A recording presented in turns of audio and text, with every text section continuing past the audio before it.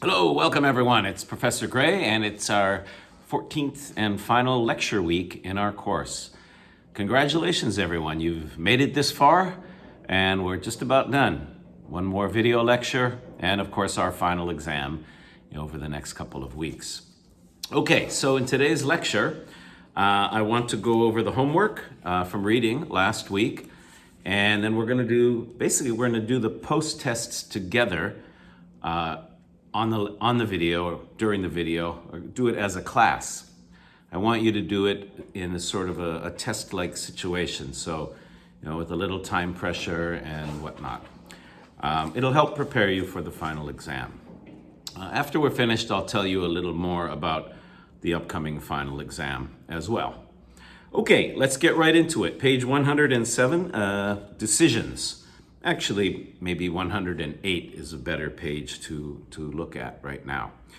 Okay, I want you to remember one of the main things we've talked about this semester is the reading strategies and the writing style, understanding the style of academic writing.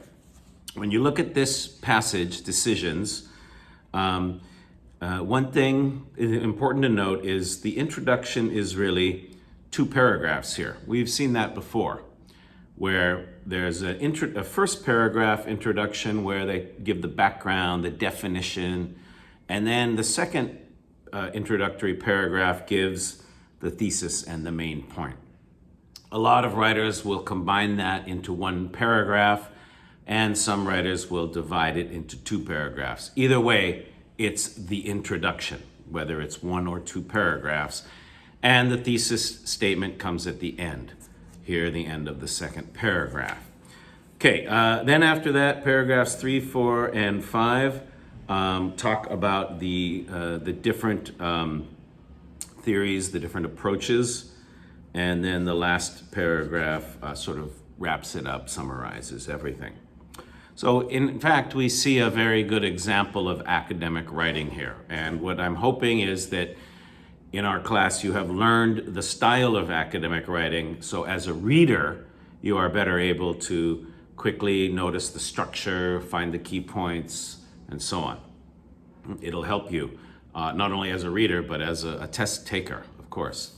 Also, later when you get on to studying writing, you'll use what you've learned from reading and apply that to the writing. Obviously, a writing passage that you have to write should follow the same structure and style as the passages that you read. So the first step to being a good writer is being a good reader. Okay, number 1, the theoretical decision-making process. B, it requires the contemplation of numerous options, right? They talk about different ideas, different options. Many different factors can have an effect on the decision. Different factors, different options. B. Number 2, in conjunction with means together with. Actually, for number 1, a better place to look is line 1, right at the beginning. The process of selecting one option from among a group of options for implementation. So implementation means you're using this one option after looking at many different or numerous options. Again, number 1 is B. Number 2, in conjunction with, together with, or A, along with.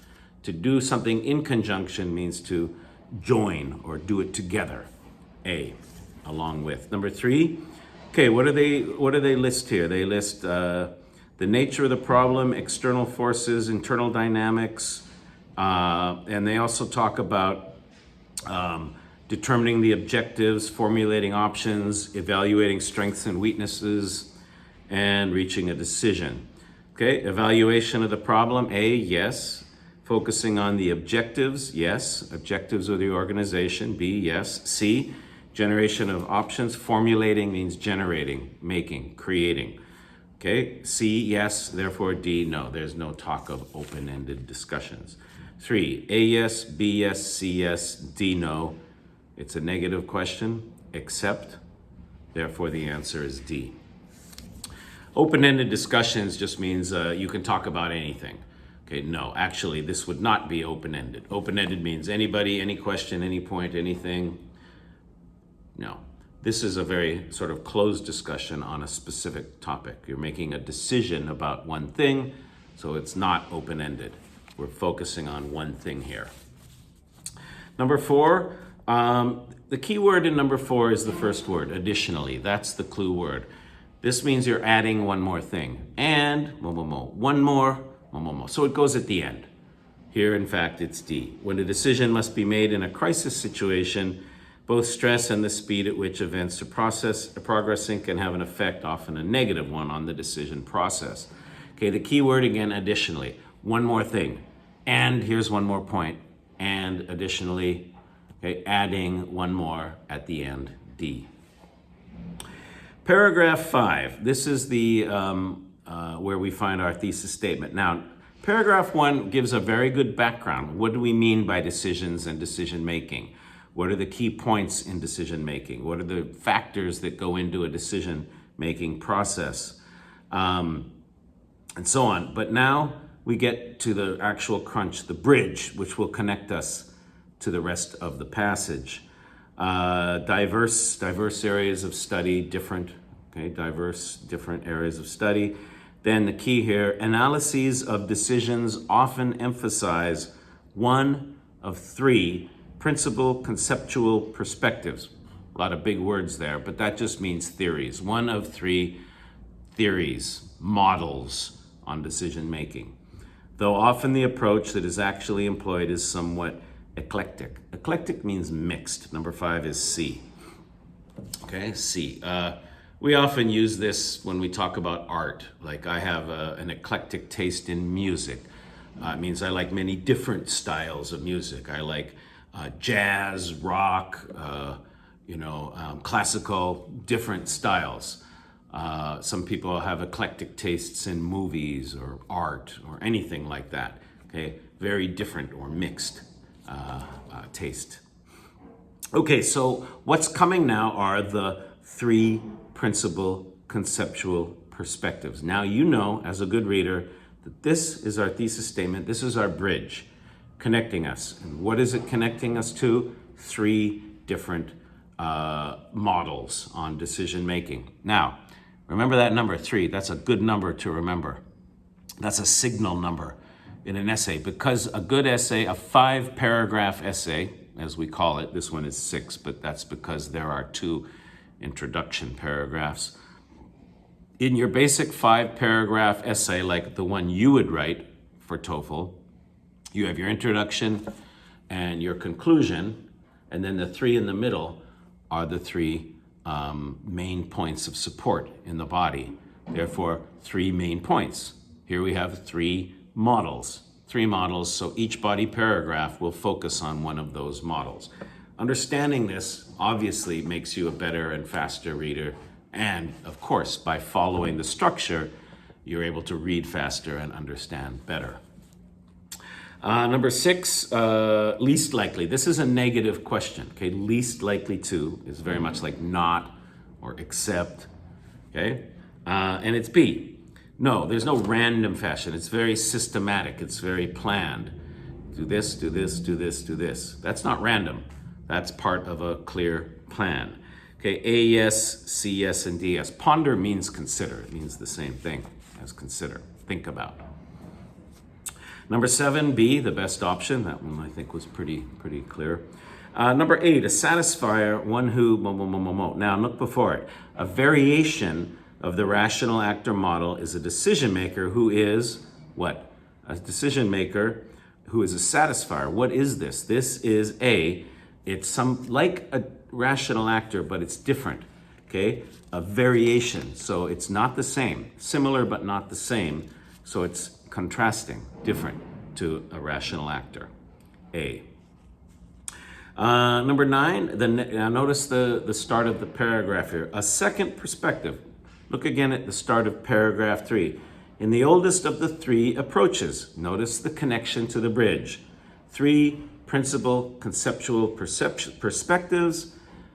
Number 1, the first approach, model, concept, whatever, theory, connect. Number 2, a second perspective, different word. Good writer uses a different word. It doesn't just say approach, approach, approach. No. Different words, synonyms, all connecting to the same bridge. To place means to put, 9 is B. And then we have a very, very long sentence here. It demonstrates how organizational structures and routines, such as standard operating procedures, tend to limit, keyword, the decision-making process in a variety of ways, perhaps by restricting, limiting, restricting, synonyms. The information available to the decision unit by restricting the breadth, the range of the options among which the decision unit may choose, or by inhibiting, means restricting, limiting, holding back. The ability of the organization to implement the decision quickly and effectively once it has been taken. Now, notice all those synonyms. When you see all these synonyms, you know that's an important word in this sentence. Limit, restrict, inhibit, and another word that means the same, constrain. Number 10 is A. Okay? You take those key words, all synonyms, look for a synonym in the answer, there's your answer. To limit, to restrict, to inhibit, to constrain the decision, A. Number 11, dynamics just means the interactions between things or people. And number 12, C. It's not the preferred choice of any one group. So no one is completely satisfied. So it's a compromise. Maybe on the team you have different factions. You have Group A and Group B, and they don't get along and they don't agree. But as the manager, you want everybody to be happy. Group A says, we like decision 1. We don't like decision 2. Decision 3, option 3 is okay. Group B says, we don't like option 1. We do like option 2. Uh-oh, they disagree. We like option 1. We like option 2. Option 3 is okay. Option 3 is okay. It's our second choice. Second choice. We choose option 3. No one is completely satisfied. No one is upset, disappointed, or angry. It's a compromise where everybody is okay with the decision. That's what they're talking about in this paragraph. Number 13. The key for number 13, again, the bold sentence. This passage presents different models, okay? The 3 different models, the 3 different theories, perspectives, approaches, all means the same thing. Don't be confused by synonyms. Right? It gets confusing. Oh, what's the difference here? I don't know. Yeah, that's confusing. I get it. But you have to recognize them as synonyms and realize they're saying the same thing. Models, perspectives, approaches, theories for analyzing decision making. Well, paragraph 3 was the rational actor. That's number 6. Decision maker has analyzed a problem and possible solutions. The decision maker. The rational actor or satisfier, that kind of thing. Number 6 is paragraph 3, the first example. Paragraph 4, the second example, is number 2. One model looks at how organizational structure and procedures influence a decision. Right, the standard operating procedures, the regulations that the company must work within. Our decision must be made within what our rules are, within our procedures, not outside of them. So we're limited a little bit. And the third model, of course, from paragraph 5 is number 3. How much a decision-making process has been manipulated and limited, okay, there's that word, limited, constrained, by factions, by groups, teams or groups within the organization. Number 6, number 2, and number 3. All right, that's a good review of everything we've studied so far. Almost all of the question types are included. Now, what we're gonna do, if you look at page 111, Hana, reading post-test. Okay, it's one passage, it's full length, and there are, I believe, 20 questions. So, it's, scientific topic. I want you to take this test, treat it like a test. It's 20 questions, so you have 30 minutes. Time yourself. Again, 30 minutes. Really try to finish in 30 minutes. All right? Then come back, hit pause, do the work, come back, and I'll go over the answers with you. Now, remember everything we've learned. Okay, look at the structure. It's a very clear academic structure in this passage. Look for the main point, the main thesis statement, and then see how that connects as a bridge to the rest of the essay. Right? And then you have, in this case, 2 main points, and then you look for the supporting details of those 2 main points that the essay is talking about. All right? Focus on structure, focus on main points, and focus on the questions and finding the answers quickly so you can finish in 20 minutes. When you're done, come back, I'll go over the answers, and we'll talk about it a little bit more before we move on to listening. Good luck, everyone. Aquatic schools. Aqua means water. Water schools? All right. Good luck. I'll see you when you come back.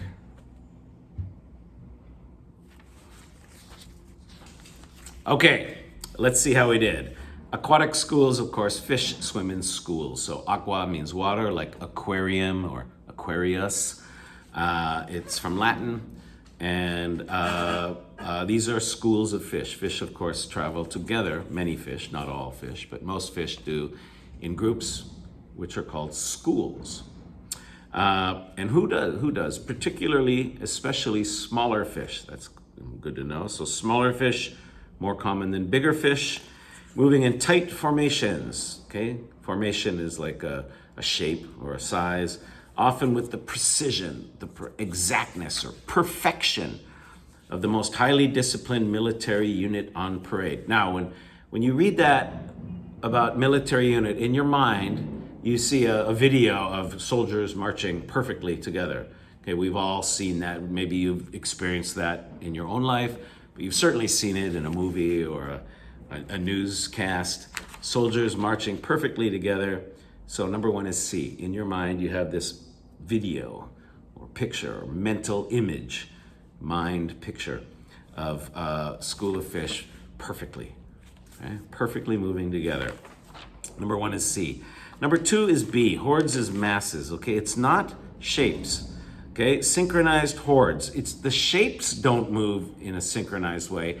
The fish move in a synchronized way, right? It's not the shape, it's the fish. The fish are the hordes. Hordes means the masses, many.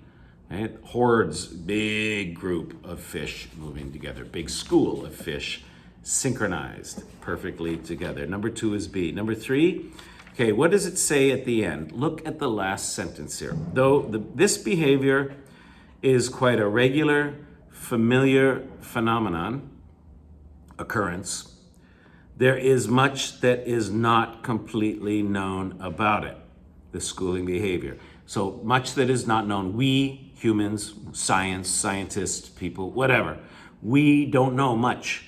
We know some things, but there are a lot of things we don't understand and we don't know. Specifically, okay, here's your bridge. The exact function, okay, why do they do it, and what mechanisms, how. Function and mechanisms, purpose and manner, why and how. Those are your 2 main points. That's the bridge connecting you to the rest of the essay. Now that's going to focus on why and how, function and mechanisms. So number 3, first of all, let's go back to number 3. It's D. There is much that is not known. Therefore, it is not fully understood. D is wrong, so D is right. Number 4, okay, at the beginning it says especially smaller fish. And then later it says younger fish also, okay? Others move in schools predominantly, mostly when they are young, but take up a more solitary, solo, single, alone existence as they mature. Younger fish and smaller fish are more likely to school. Therefore, least likely would be larger and older, A. Number 4 is A. Number 5, talking about the geometric forms. Geometric forms, these may take the shape, for example, the form of wedges, triangles, spheres, or ovals. Those are all geometric shapes, geometric forms. The answer is number 5, B.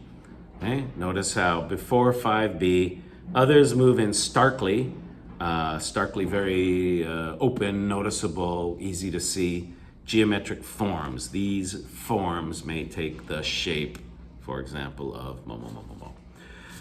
Paragraph, oh, sorry, one more. Number 6 is B. It refers to the behavior. Known about it, known about the behavior. Paragraph 2, now focusing on the purpose or why. What's the reason? What's the purpose? Why do they school? Okay. D, they school to protect themselves in various ways. And then the paragraph talks about those ways. D. Number 8, sheer. Sheer numbers means absolute numbers or many, multitude. C. Sure. If a big shark or a big fish is hungry, they can eat 1, 2, 3, 4, maybe 5 small fish quickly, but they can't eat 100. No way. Doesn't matter how fast you are, how big you are, you can't eat 100 fish. By the time you eat 5 or 10, the others are gone. So the sheer numbers, the multitude, offers protection. Okay, there's 100 of us, 90 are going to survive, therefore enough will survive. Number 9, that's basically number 9A. That's what A. Number 9A is talking about this. If it's a big school, the predator can't possibly eat all of the little fish, A. Number 10 is talking about the next key point, which is coloration, C. Okay, now, yeah, colors and patterns can be confusing, right? So let's imagine a mirror. You walk into a room and you see a mirror. All right, it's not very confusing. You look in the mirror, you see yourself. Now, imagine walking into that room and there's 100 mirrors. Now, mirrors on the ceiling, on the floor, on the wall, in all different directions. That's confusing, right? You walk and you go, whoa, what's going on? There are mirrors everywhere. That's the effect of the coloration and the patterns. They see all these shiny colors and patterns and the fish get confused. Now, all it takes is a second. The big fish is like, oh, what's going on? And they run away. No, they don't. They swim away, sorry. But the big fish still, again, might get 1 or 2 when he or she figures out what's going on, but he or she is not going to get all of the little fish because those colors and patterns confuse the big fish long enough for them to swim off, most of them at least. Number 10 is C. Number 11, B, we've seen this before, minute, like mini, miniature, minuscule, minute, like mini, the car, mini, tiny, B, tiny. Number 12, yeah, what is it saying here? The thousands of sets of these special organs can be very effective, prove very effective, be very effective, very useful in warning the school about an approaching threat, a D. Okay, they work well together. So the answer is D. The point is working well together. The lateral line organs sort of connect them with the same sense, the same feeling. So in their skin, they have pores like we do, little holes in the skin, but they're filled with water. And so that water creates a balance, right? Imagine I have, water here, right? And if I go like this, the water starts to run down here. And if I go like this, the water runs down here. But if I keep my arm flat, the water stays, right? So that's how I can judge if my arm is flat or not. So what happens is when there's a big change in water pressure, like from a big fish swimming, they feel it, right? They feel this in their organs. And that sends a signal to the brain that says, big fish, danger, get out of here, and off they go. I've seen this scuba diving. It's incredible. It's really incredible to watch. I would try to come slowly up to a big school of fish, small fish, big school, and they're all sitting there in like a perfect formation, not moving, just kind of, perfect, not moving together. And then I'll come up quietly. And then I'll just move my hand like this. And of course they think, uh-oh, big fish, look out. They think I'm a big shark or a big fish. And they instantly just shoot off. It's like it sends a signal right to them. all at the same time. And what's amazing is they don't scatter in a million directions. No, they go together perfectly and off. It's just amazing. Nature, nothing is quite like, nothing works quite like nature, I'll tell you. And in the ocean, it's a very different nature than anything we experience here on land. Okay, next paragraph, paragraph 3. Notice the first sentence. It is also unclear, exactly how fish. Now notice how this connects to the bridge at the end of paragraph 1. But what we'll learn later, and I'll answer now, number 16, the answer here is A. There's a sentence before this. The purpose of schooling behavior is not the only aspect of schooling that is not fully understood. This is the perfect way to introduce paragraph 3. Why? Because it connects. Remember, the first sentence should connect. The purpose of schooling behavior was paragraph 2. This connects to paragraph 2. Is not the only aspect of schooling that is not fully understood. That's the main point from paragraph 1. So 16, this bold sentence connects to paragraph 2 and back to paragraph 1. Perfect bridge connection, 16a. Then it is also unclear, two things are not clear, why and how. Paragraph 2, why, purpose. Now paragraph 3, also unclear how, mechanisms, manner. Number 13 is C. It's now going into the second issue. Okay, 2 issues. 1, the purpose, why. Issue 2, coming now, the manner, how, the mechanisms. See, again, this is really good academic writing. It's connecting the paragraphs, connecting the points together. That's what a good writer does. You as a good reader, you need to see these while you read. Why? Well, because it helps you understand the passage and follow it much, much better. Number 14, C, not all fish use sight. No, because some of them can school together where it's dark, or number 15, murky. Murky means A, cloudy, you can't see well. Warm doesn't mean you can't see. Clear, of course, doesn't mean you can't see. And deep doesn't necessarily mean you can't see. Murky is like cloudy, foggy, hard to see, not clear. That affects sight. Number 15 is A. 16 is A. 17, bit confusing. 17 is B. Okay, if you answered C, it's wrong. 17C says swim in water where the visibility is low. No, swimming is not the point here. It's swimming in a school, staying together in a nice school. That's the point, B. Staying in schools when they cannot see well. Not just swimming, schooling, B. Number 17 is B. Number 18, D. It doesn't talk about other animals. A, lines of pores, yes. B, detect movement, yes. Remember, like me, the big fish, moving my hand, and they're moving. C, yes, definitely helps them stay in the school. Yes, yes, yes, and no. It doesn't really talk about other animals, so D, 18 is D. 19 and 20. 19, read that bold sentence before you do anything. This passage discusses schooling behavior in certain fish. What are the key points here? Key point from paragraph 1, 6. Much is not known. Okay, that's the thesis statement. There's much we don't know. And what is it we don't know? We don't know why, we don't know how. Purpose and function, purpose, function, and manner mechanisms. 6, and what else? They move in various ways. That's paragraph 2, and using various senses. That's 2 and 3, but more paragraph 3. Number 6, number 5, and number 3.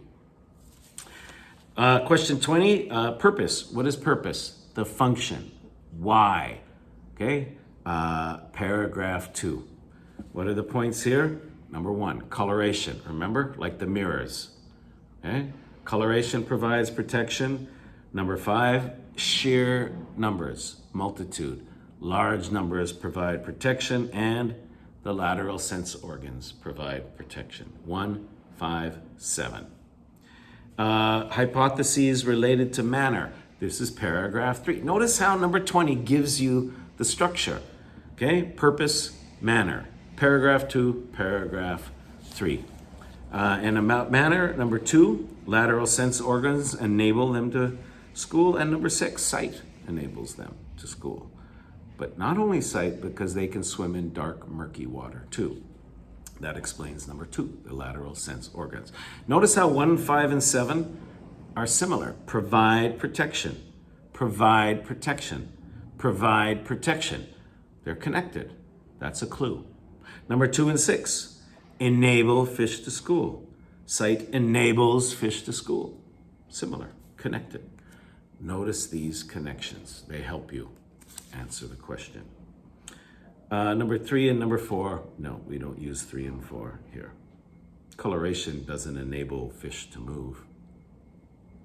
Okay, all right, now, remember at the beginning of our semester, we took a pretest, that diagnostic pretest, and it was very early in the semester. Some of you found it a bit difficult. I understood, that's fine. But I told you, this was like week number 2, I think. I told you, don't worry now, just remember how you felt. Remember your score, remember your time, remember how you felt doing that pretest. Because I want you to compare it to your feeling now. Okay, there's the timing. Did you finish in 30 minutes? I hope so. What's your score? I hope it's better than on the pretest, of course. But even more important, how do you feel? Do you understand the passage better? Do you know how academic writing is structured? Do you understand the questions better? Do you look at the question and know exactly what the question is asking you? Do you know where to find the answer? This is the key. This is where I want you to be able to gauge your improvement in our class and in your TOEFL knowledge and ability. Comparing your feeling, your understanding, and your confidence, not only in English, but in the TOEFL test. That's my goal for you, and hopefully that was your goal too in the course. This post-test, I'm hoping, shows you that improvement. And on that note, we're going to do the same thing now, but with listening. Please turn to page 177. Page 177. And we're going to do exactly the same thing, okay? I sent you the listening files. File number 2 goes over the directions again. Why don't you listen to it and read the directions again? It's just good practice, and it creates a realistic test atmosphere for you. So listen to file 2 as you read the directions. Now, very important. Then, when file 2 is done, turn the page. Look at page 178, but please do not look at page 179. Cover it, whatever. Just look at the pictures, or picture, and the title. Think about it. Who are the people? Where are they? What's this all about? And then take notes. You can take notes on the page or on a different paper. That's up to you. Then, when the talk is over, answer the 6 questions, but only look at them after the talk is over. Same thing for passage 2. Turn the page, page 180. Okay, look at the title, look at the pictures. Don't look at the questions. Listen, take notes on the page or on your own paper. And then when the talk is done, then answer the questions on page 181. Treat this like a real test. That's going to be the best practice for you. Okay, so start on page 177, listen to the directions, read them, turn the page when the next file begins, and then do the work. But don't look at the questions until after the talk is done for both passages. Okay? All right, so I'm gonna let you do it now. When you're done, obviously hit pause, listen to the files, do the post-test, come back, and I'll go over it with you. Go ahead and good luck.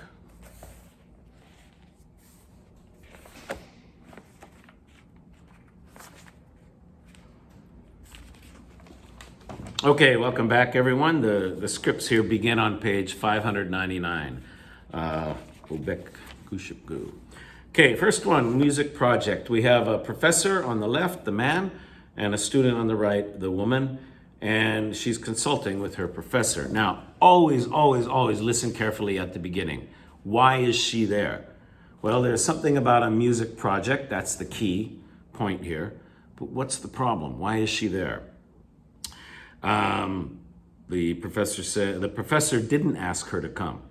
He says, come on in. Is there something you wanted to talk about? He doesn't know. If he knew why she was there, if he asked her to come, he would know why she's there, but he doesn't know. So she came there to see him because she has a question. Well, it's about the music project. I thought I explained it well. What's your question? I'm not sure what you want me to do. I don't understand it well, or it's not clear. Okay? I'm not sure, I don't understand, it's not clear, number 1B. Okay, she wants to clarify this assignment. Clarify, make clear what the assignment is, what the project is. Number 1 is B. Then the professor's a bit suspicious. You were in class, weren't you? Yeah, I was, yeah. Okay, why don't you tell me what you heard about the project? Okay, what does he mean by this? He means, tell me what you know, right? Instead, I don't want to repeat the whole lecture. I want to hear what you know, and then I can help you with what you don't know. So, what do you know? Number 2A, what the student, what she already knows. That way he's not wasting everyone's time. Number 3, okay, what now, as you're listening, follow the professor. He's like, we should choose a composer. Yes, right, point 1, choose a composer. Number 3A. Moving on, does it have to be a composer in class, a different one? Well, you can choose any composer you want. Do you have a composer in mind? Yes, I do. Is it one of the composers from class? No, it's not. Number 4, now let's skip forward to number 4. She has selected one, A, but it's not one they studied in class, C. Number 4 is A and C. He says, that's okay. Okay. Now, what are you supposed to do for the rest of the project? The professor is guiding us here. Okay, number 1, what do? Choose a composer. Good. Point 1, choose a composer. Now, you've chosen one, good. It's a one that we didn't study, okay. What's next? You tell me. Remember, tell me what you know. Okay, but always follow the professor. The next step is to research the composer. Okay, yes. I haven't started it yet. Are we supposed to learn about the style of music? Yes. Okay, research the writing style of the composer. Number 3, C. A and C. Are we supposed to learn about his life, background? Yeah, a little bit, okay, but that's not that important, I think. And now the final part of the project, okay? Again, what the professor is leading, is guiding. What is the final part? Part 1, choose a composer. Part 2, study the writing style. Now what? Well, it's the hard part. We're supposed to write a short piece of music in the style of this composer. Number 3, A, C, and E.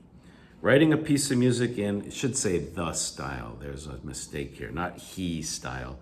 The style of a composer. So what are the 3 points outlined during the talk? The professor says, first, A, choose a composer. Or the professor elicits the information from the student. Next, study the writing style, C. Finally, write a piece of music in the style of the composer, A, C, and E.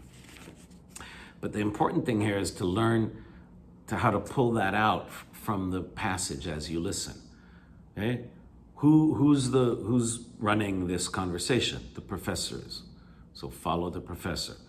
The professor is getting the points from the student one by one.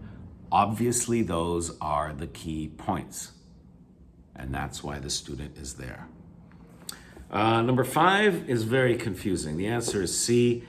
It's the professor that says interesting and challenging, not the student. But the student kind of agrees. A, No, not boring, not unreasonable. B, easy, definitely not easy. She says this is the hard part. And D, if she was unconcerned, she wouldn't be going to see the professor. She's very concerned. A, B, and D are absolutely wrong. Only C is possible. It's not the perfect answer. It's the best answer. Choose the best answer. Number 5 is C. And number 6 is D. Okay, research the style, production. You have to do something. You have to create something. You have to produce a piece of music in that composer's style. Number 6, D. Okay? As always, if there are any questions, send me an email this week. Next one, geography, the Great Lakes. Let's read on. Okay, today we're going to be reviewing some information about the Great Lakes, and we're going to see that traditional beliefs about the Great Lakes do not reflect scientific reality. Okay? Traditional beliefs about the Great Lakes do not reflect scientific reality. This is actually number 12. A. Common conception means traditional belief. Okay? Synonym, sort of. Are not necessarily scientifically accurate. Not scientifically accurate means does not reflect scientific reality. Complete restatement. Listen closely at the beginning. There's always a key point, especially when the professor is talking.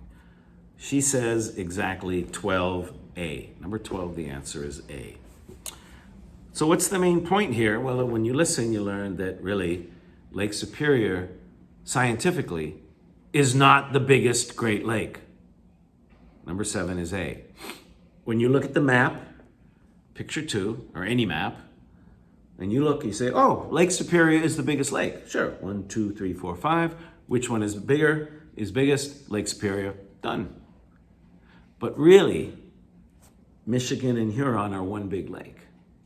Scientifically, they're one big lake. They look like two lakes, absolutely. And each individual lake is smaller than Lake Superior, but together, as one lake, they're actually bigger. Number 7 is A. Number 8. Now I'm going to ask a question that sounds like an easy question, but really isn't. This deceptively easy question is okay? It sounds easy, but it isn't. That means you think you know the answer, but the answer you think you know is actually the wrong answer. What's the biggest lake? Oh, Lake Superior. That's easy, right? No, actually it's not. D. What you think is right is really not right. Number 8 is D. Number 9, obviously B, Lake Superior, B. Number 10, she says, not bad at all, Pat. I couldn't have done better. I, the teacher, couldn't have answered the question better. Therefore, excellent job. Great answer. If I can't answer it better than you did, then you did a really good job. C. Exceptional means excellent. Exceptional, excellent, good work. Number 10 is C. Number 11, elevation is the same, yes. If they have different elevations, they can't be the same lake. Okay, lakes don't go like this. Lakes might have to be flat, of course. The flow of water can go back and forth, yes. They are each individually larger than Lake Superior. No, individually they're smaller. And they are each 3 to 5 miles wide. No, they're much bigger than that. If you look at the connection up at the top, that's the Mackinac Strait, that thin little sort of connecting point. That's 3 to 5 miles wide, 5 to 8 kilometers wide. So the lakes themselves are, of course, much, much, much wider than that. Yes, yes, no, no. And number 12, again, is A. So for them to be one lake, it has to be flat, right? You can't have a lake running down a hill. And the other key point is they balance. So, for example, in one lake, maybe they get a lot more rain or something, and then it gets higher, but it'll instantly balance. Like in a bowl. You can't have water in a big bowl like this. If you pour water in one side, okay, it'll balance and be flat within the bowl or the bathtub or whatever. And that's what's going on here with these two lakes that are actually one lake. Interesting, but we still refer to them as two different lakes. Okay, again, how did you do? Okay, well, the point here is, yeah, maybe I hope your score is higher than on the pretest. But more important, I want you to feel that you understand the listening passages better. You can look at the pictures and start to think about who's talking, where are they, what's going on, what should I be listening for? Okay, listen carefully at the beginning. There's always a key point at the beginning. There's always a reason, or the main point of the lecture will come out at the beginning. Follow the listening. What to listen for as you're following, right? If there's a professor in the talk, follow the professor. Of course, the professor is in charge. That's the leader, okay? Listen for the main points, the questions, the answers. If it's students talking to each other, question and answer, okay? The questions and answers are the key points.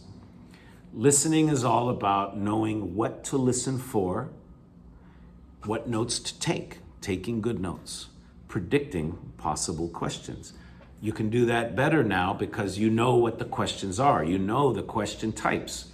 So you have an idea of what to listen for because you know what things might be asked on the test.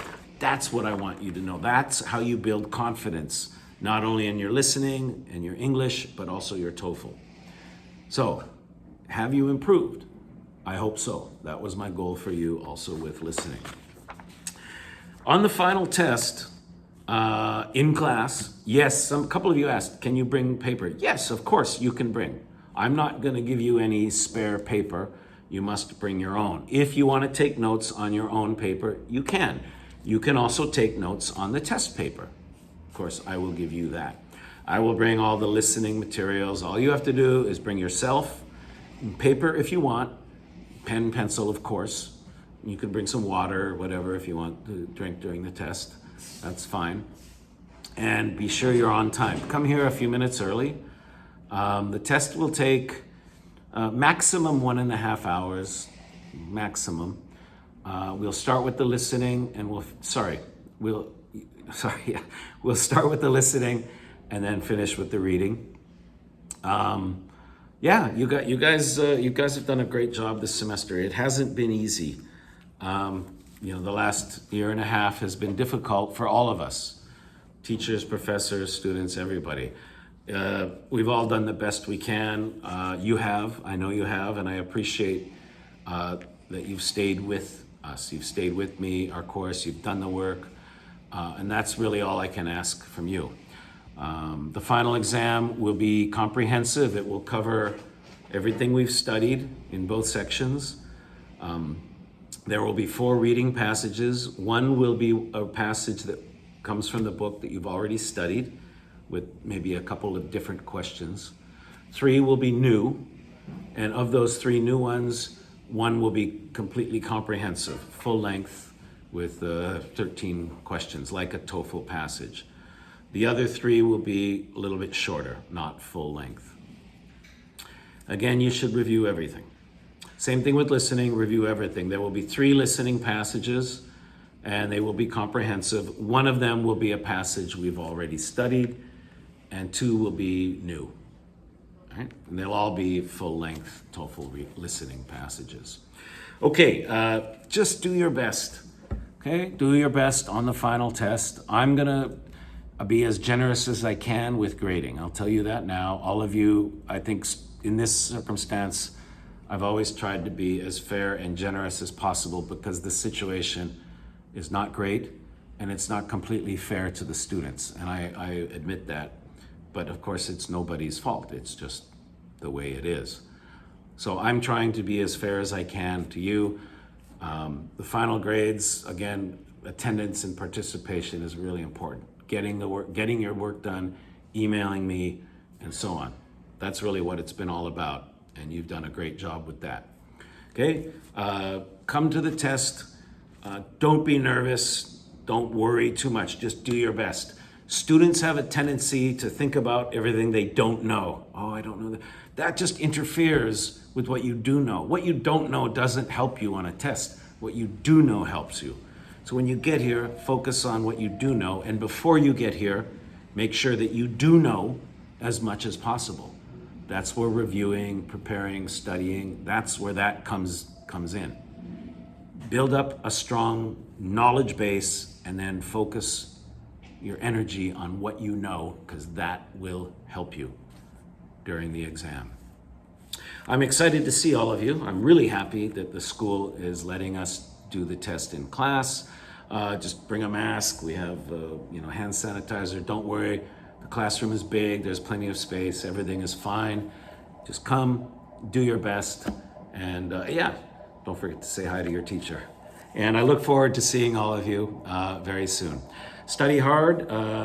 Email me this week by Thursday at 5. Let me know you've done the work and watch the video. And of course, if you have any questions at all, please ask. I look forward to seeing you all soon. Work hard. Good luck on this and all of your preparation for all of your exams, everyone. Bye-bye for now.